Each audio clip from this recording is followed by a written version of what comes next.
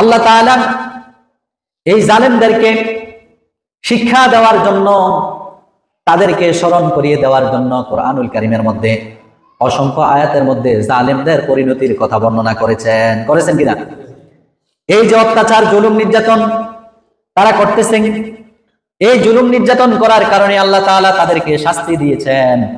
আল্লাহ তাআলা কোরআনুল কারীমের অন্য আয়াতে বলেন, ওমা আসাবা মিন মুসিবাতিন ফাবিমা কাসাবাত আইদিকুম ওয়া ইয়াফু আন কাসীরা। আল্লাহ তাআলা বলেন, আমি তোমাদের উপরে যে বিপদ মুসিবত প্রেরণ করি, এগুলা সব তোমাদের হাতের কামাই, সব তোমাদের কি আমরা হাত দিয়ে সেগুলা কামাই করেছি। আল্লাহ আরো কি বলতেছেন,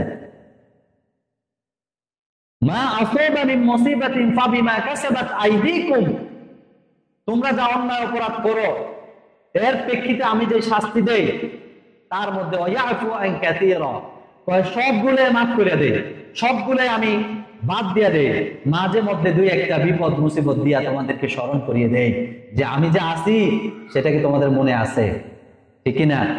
ঠিক কিনা? অন্যায় অপরাধ, কোন মানুষ অন্যায় অপরাধ শুরু করলেই তার সে অন্যায় অপরাধে কেউ দেখে না, কিন্তু অন্যায় করতে করতে করতে করতে বলে, আমাদের দেশের একটা কথা আছে, 10 দিন চোরের একদিন গৃহস্থের, ঠিক কিনা? একটা লোক সে সম্মান নিয়ে চলতেছে, আমরা স্বাভাবিকভাবে জানি সে খুবই ভালো মানুষ, কিন্তু সে গোপনে অন্যায় করে কিনা? করতেছে। হঠাৎ করে দেখা গেল এমন একটা কাজ করে বসলো, মানুষ আশ্চর্য হয়ে গেছে, কিরে এই লোক এই কাজ করছে, তার মানে সে আজকে করে নাই, অনেক আগ থেকে অন্যায়টা করতেছে। আল্লাহ সতর্ক দিয়েছে, আল্লাহ তাকে বিভিন্ন ভাবে ভয় দেখিয়েছে, হয়তো কেউ তাকে দেখে ফেলেছে, তারপরে সে গিয়েছে অন্যায় করতে। কত ভাবে আল্লাহ যে তাকে বাধা দিয়েছে, তারপরে সে গিয়েছে, হঠাৎ করে এমন ভাবে সে উলঙ্গ হয়েছে যে তার সম্মান ইজ্জত সব নষ্ট হয়ে গেছে। এরকম হয় কিনা? হয় কিনা? তাহলে আল্লাহ তাআলা দেখেন কে কি অপরাধ করে, কে কি অত্যাচার মানুষের উপরে করে, এবং যখন ধরেন কঠিন ভাবে পাকড়াও করেন। সুতরাং মানুষের উপরে জুলুম নির্যাতন করা এটা আজ থেকে নয়, আদিকাল থেকেই এমন জুলুম নির্যাতন চলে আসছে, এখনো হইতেছে, ভবিষ্যতে হবে কিনা? হবে। একদল ক্ষমতা হস্তান্তর হয়েছে কিনা? আবার আরেক দল আসবে, তারাও আবার জুলুম নির্যাতন করবে কিনা? আমাদের বাংলাদেশের নেতাদের টেন্ডেন্সি এইটা যে তারা ক্ষমতা পেলে দেশের সম্পদ কিভাবে নিজের পকেটে ঢুকাইতে পারে এই চিন্তা করে, ঠিক না? ঠিক কিনা? এই যে আমরা 1971 সাল থেকে স্বাধীনতার কথা শুনতেছি, আজ পর্যন্ত কি মানুষেরা স্বাধীনভাবে বসবাস করতে পারতেছে? মানুষের যে প্রকৃত স্বাধীনতা সেটাকে দেখাইতে পেরেছে? আমরা যে মুসলমান, আমাদের যে ইসলাম ধর্ম, সেই ধর্ম দিয়ে, সেই কর্ম দিয়ে আমাদের এই জীবনটাকে কি আমরা সাজাতে পেরেছি? পারি না। আমাদের একটা দুর্ভাগ্য হচ্ছে এটাই যে আমরা মুসলমান, কোরআনকে আমরা প্রাণ ভরে শ্রদ্ধা করি, আমরা ইসলামকে মনে প্রাণে ভালোবাসি, রাসূলকে জীবনের চাইতেও বেশি ভালোবাসি, ঠিক কিনা? কিন্তু প্রকৃত পক্ষে ইসলামের সৌন্দর্য, কোরআনের মর্যাদা, রাসূলের সুন্নাত, এগুলা দিয়ে যদি আমাদের রাষ্ট্র পরিচালিত হতো, তাহলে একটা জালিম আর এই বাংলাদেশে থাকতো না। এই দেশের মধ্যে অর্থ পাচার, লুটতরাজ, মানুষের মধ্যে হিংসা বিদ্বেষ ছড়িয়ে দেওয়া, রাহাজারি, মারামারি, হানাহানি, গীবত, শেকায়াত, এগুলা যদি ইসলাম প্রতিষ্ঠিত থাকতো, তাহলে সব কিছু ছেড়ে দিয়ে সব মানুষ 5 ওয়াক্ত নামাজ পড়তো। কিন্তু আমাদের দুর্ভাগ্য হচ্ছে আজ পর্যন্ত আমরা মনে প্রাণে মুসলমান, কিন্তু বাস্তবে আমরা সেখানে পৌঁছতে পারি নাই। সুতরাং আমরা যদি পারতাম ইসলামের শাসন ব্যবস্থা, ইসলামী বিধান, বিধিবিধান, আল্লাহর কোরআন দিয়ে, রাসূলের হাদিস দিয়ে যদি এই পৃথিবী শাসিত হতো, তাহলে দেখতো মানুষ শান্তি কাকে বলে। কিন্তু এই শান্তি আমরা এখনো প্রতিষ্ঠা করতে পারি নাই। আল্লাহ তাআলা আমাদের এই বাংলাদেশকে কোরআন এবং হাদিসের আলোয় শাসন ব্যবস্থা গঠন করার তৌফিক দান করুন বলে আমিন। এবং যারা শাসক তারা যেন শোষণ না করে মানুষের সেবা করার মানসিকতা আল্লাহ তাআলা দান করুন বলে আমিন। সুতরাং এই যে অত্যাচার, জুলুম, নির্যাতন যারা করে তারা কি শান্তিতে থাকতে পারে? আসলে কি তারা শান্তিতে থাকতে পারে? পারে না। আপনারা দেখেন এমপি মন্ত্রী আজকে কোথায়? যারা বড় বড় কথা বলেছে তারা কি আজকে আছে? আবার যারা আজকে বলতেছে তারাও যদি এভাবে অত্যাচার, জুলুম, নির্যাতন করে তারাও কি এভাবে থাকতে পারবে? পারবে না। মানুষ কেন বুঝে না যে এই দুনিয়াতে শান্তি কোরআন এবং সুন্নাহর আলো ছাড়া আসবে না? আমরা যত মতাদর্শ, যত মতবাদ, সেকুলারিজম, তারপর হচ্ছে সমাজতন্ত্র, রাজতন্ত্র, পুঁজিবাদী, যত তন্ত্র মন্ত্র আবিষ্কার করেছে আজ পর্যন্ত পৃথিবীতে শান্তি দিতে পারে নাই। অথচ রাসূল আকরাম সাল্লাল্লাহু আলাইহি ওয়াসাল্লাম মাত্র একটি আদর্শ নিয়ে এসেছেন, আল্লাহর পক্ষ থেকে কোরআন নিয়ে এসেছেন। এই কোরআনের ছায়াতলে সাহাবায়ে কেরাম যখন আসলেন তখন যারা নেশাগ্রস্ত ছিল, যারা জুলুম করত, যারা জিনা করত, ব্যভিচার করত, মানুষের সম্পদ লুটে নিয়ে যেত, সেই একটি কিতাবের মাধ্যমে আর রাসূলের আদর্শ দিয়ে সেই জাতিগুলোকে সোনার টুকরায় পরিণত করেছেন কিনা? করেছেন কিনা? একজন মহিলা সাহাবা রাস্তা দিয়ে হেঁটে যাচ্ছেন, মরুর প্রান্তরে সন্ধ্যা ঘনিয়ে এসেছে, একজন তাজা যুবক দাঁড়িয়ে আছে রাস্তার পাশে।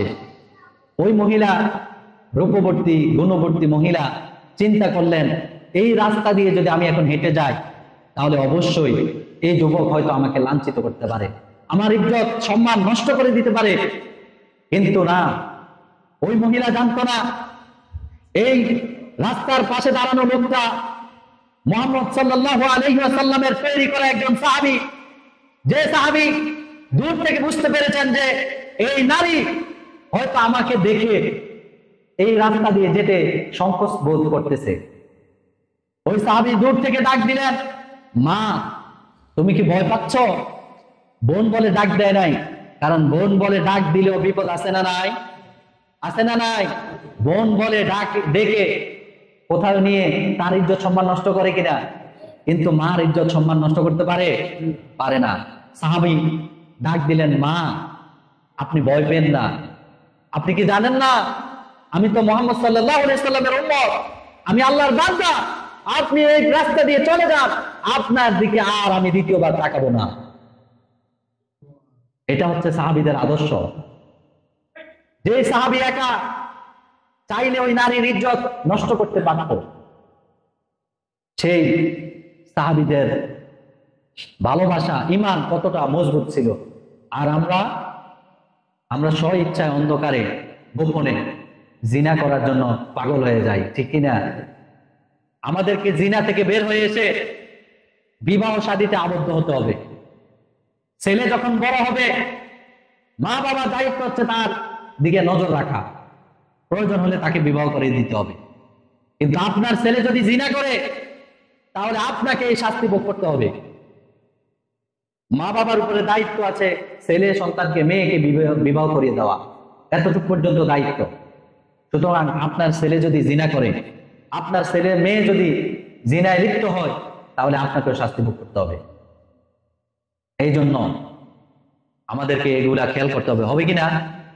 আর সর্বশেষ কথা হচ্ছে, জুলুম যে করবে, অত্যাচার যে করবে, তার শেষ পরিণতি হবে লাঞ্ছনা।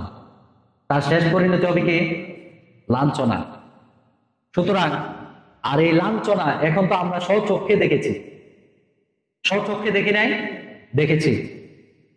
আমাদের দেশের যে পরিস্থিতি হয়েছে, এখনো যেটা হচ্ছে, যেই কারণে দেশ স্বাধীন করেছে, এই স্বাধীনতার ফুল এখনো ফুটে নাই, এখনো মানুষের কাছে মানবতা আসে নাই, এখনো মানুষকে শান্তি সুখ রাষ্ট্রপক্ষ থেকে দিতে পারে নাই।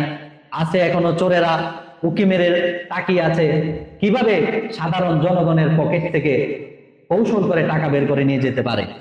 আছেন এরকম? আছে কিনা? আছে। সুতরাং আমাদেরকেও সতর্ক হতে হবে। আমরা সুযোগ পেলে অন্যের সম্পদটা নিজের করে নেওয়ার জন্য চেষ্টা করি না? এটা একটা জুলুম। অন্যের হক নষ্ট করে নিজের অধীনস্থ করে নেওয়া, এটা জুলুম না? এটা জুলুম কিনা? জুলুম। সুতরাং সকল প্রকার জুলুম থেকে আল্লাহ তাআলা আমাদেরকে রক্ষা করুক বলে আমিন। এবং আমাদেরকেও অন্যের প্রতি জুলুম করা থেকে বিরত থাকার তৌফিক দান করুক বলে আমিন। আল্লাহ তাআলা আমাদের এই দেশ, সমাজ, জাতি এবং আমাদের এই বাংলাদেশের সার্বভৌমত্ব, বাংলাদেশের জনসাধারণের কল্যাণে প্রত্যেকটা সরকার কাজ করার তৌফিক দান করুক বলে আমিন। এবং আমাদের আশেপাশে যে শত্রুরা, আমাদের পাশে তো ভারত আছে, পৃথিবীর মধ্যে আমাদের জন্য সবচেয়ে বড় শত্রু এটাই যথেষ্ট। কারণ রাসূল আকরাম সাল্লাল্লাহু আলাইহি সাল্লামের ভবিষ্যৎবাণী আছে। 1400 বছর আগে বলে গিয়েছেন এই ইন্ডিয়ার সাথে আমাদের মুসলমানদের যুদ্ধ হবে। আর এটা রাস্তা আস্তে আস্তে আগাচ্ছে কিনা? আগাচ্ছে। সুতরাং ইন্ডিয়া কষ্ট পাইলে ব্যতীত হওয়ার কিছু নাই। ইন্ডিয়ার কোন দুর্ঘটনা ঘটলে আমাদের ব্যতীত হওয়ার কোন কিছু নাই। এই ইন্ডিয়ায় আমাদের মুসলমানদের তাজা রক্ত ঝরাবে এবং আমরাও তাদের সাথে যুদ্ধ করতে হবে। এটাকে বলা হয় গজওয়ায়ে হিন্দ, হিন্দুস্তানের সাথে যুদ্ধ। সুতরাং আল্লাহ তাআলা আমাদেরকে ঈমান আমলে পরিপূর্ণ করে দেখ বলে আমিন। ওয়া মা আলাইনা ইল্লাল বালাগ। আসসালামু আলাইকুম ওয়া রাহমাতুল্লাহি